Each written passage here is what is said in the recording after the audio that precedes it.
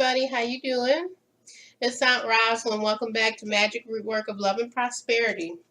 And you see I changed up the camera angle, everybody. I hope you can see me just fine, okay? What I'm going to do is some readings today, and I just wanted to touch base with everybody. Thank you for coming in. If you're a new subscriber, thank you. I want to tell everyone that I've been speaking with in the past few weeks, thank you for liking, sharing, and subscribing. It's been wonderful to meet all of you. I have so many interesting people who came through, goddesses, masculine. Everyone is looking for more information on their life, their healing, their family, their love life, of course. It seems like everything eventually goes to love, doesn't it? It seems like whatever the problem or issue is, it all goes to love. A lot of people, they don't understand fully that even if you're having problems with manifesting money, things in your home, things with the family, new jobs, new careers, good luck, so to speak, it all comes from love first. Okay, so that is something that I really want to put to you all today, that you have to love yourself. Start connecting with your own self-love and how powerful that is. Okay, what I'm going to do is give you some readings today, and it's going to be about love, of course, but it's also about the connections, the humanness, how we really see one another, how we see ourselves, the things that we want on a soul level, and that's what I love to help my clients with. I use a combination of different things. I use self-empowerment, self-coaching, manifesting rituals, conjure, root work, candle magic, manifesting techniques to get your business going. A lot of people are starting their own businesses because it's 2018. And a lot of us are here right now manifesting our businesses because we plan to do this here on earth. Okay. So think about your business. Think about what you want to accomplish. Think about the relationships you want. What do you want for your children? All of it goes together. Okay. So I hope you enjoy your reading today. Blessed be. Hi there, Scorpio. How you doing? I know you're ready for your reading, your love reading, okay? What I'm seeing here, because I've been sitting with the cards, Scorpio, and I don't even like this kind of energy, that's coming off of your reading. One of you, Scorpio, and it could be you, because Scorpio sometimes wears a mask, and then things start to come out more and more and more, like the realness of who this Scorpio is. It can be so much depth. Water sign, plus the ideas of being on the edge, not doing anything traditional, wanting to explore what most people are afraid of.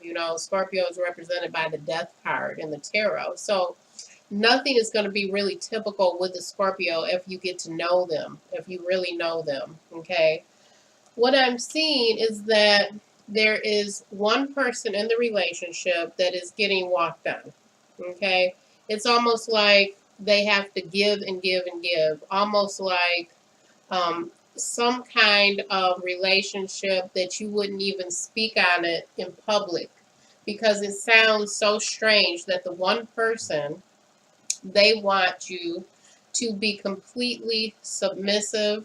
They want you to completely accept everything that they put over on you, like some kind of strange mind game. More than mind games, though, because they want you to actually live this way.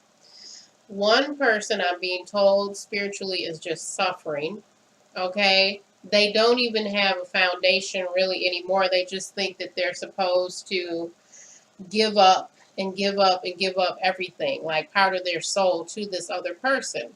Now, this could be you, Scorpio, who's being really, really dominant, and you're behaving almost like the other person is not really a person. Okay, so I don't know who's cross-watching.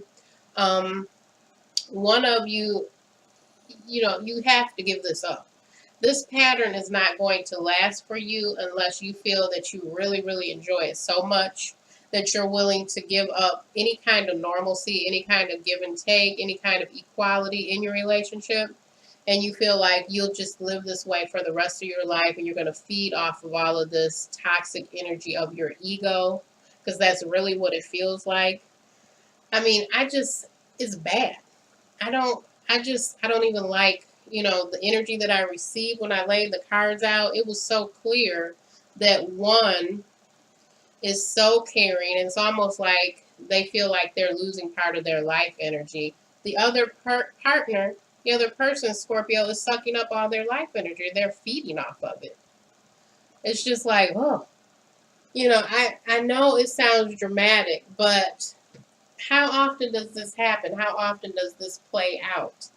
In the past maybe 5 weeks or so, I've had a couple different people contact me who are literally, they're in relationships where they're being abused, like so abused. And it is up to the other person, to go ahead and try and find the light, find their way, find their true, their self-love, which is really in all of us. We're born with it. It's our experiences, our trauma, our wounds, Scorpio, that keep us they keep us bound up in all of these things. And then you hear about something or you read it in the paper, and it's just, you hear about it online and the internet, and it's just way out of range, and you're wondering. It's all about that psychology. But the first thing that happens is you start to lose parts of your soul self. You start to lose part of your actual soul foundation that you were born with, and it's really terrible. In this reading, Scorpio, I can see where one of you was super, super passionate. And then you kind of bound together as lovers, because of all of this physical, chemical energy, right? Because, sex can be so, so powerful for some of us. It's the King of Wands, which could be a total player, okay? Like the player energy, burning out. There's so much passion it could burn out quickly. But the two of you saw something there sexually. It's like lovers, the energy of the lovers, okay? Which can be like partially an equal, especially if it's crossing the King of Wands. It's like a physical, passionate, kind of sexual equal there. Okay, so you continue to explore. And the World card is showing that, it couldn't really last. It couldn't really last unless one person was dominant, and kept all of this going. It's like the Hermit card is here for a Virgo or an Earth sign. But one of you, I feel you spiritually retreated. You spiritually checked out. You went into a solitude mode, okay? The other, the Knight of Swords and this King of Wands energy, full of passion, drama. Going forward, you're seeing yourself kind of like you really want this home and family thing to work. It's in your mind, it's in your thoughts, right? And that's why the Hierophant is here. But the Scorpio has this magician energy going. It's like they can say things, possibly do things, possibly to make you feel like you're not really yourself, almost like they're hypnotizing you. It's right there with you. It's all around you in your environment. You feel like possibly you can't get away from this.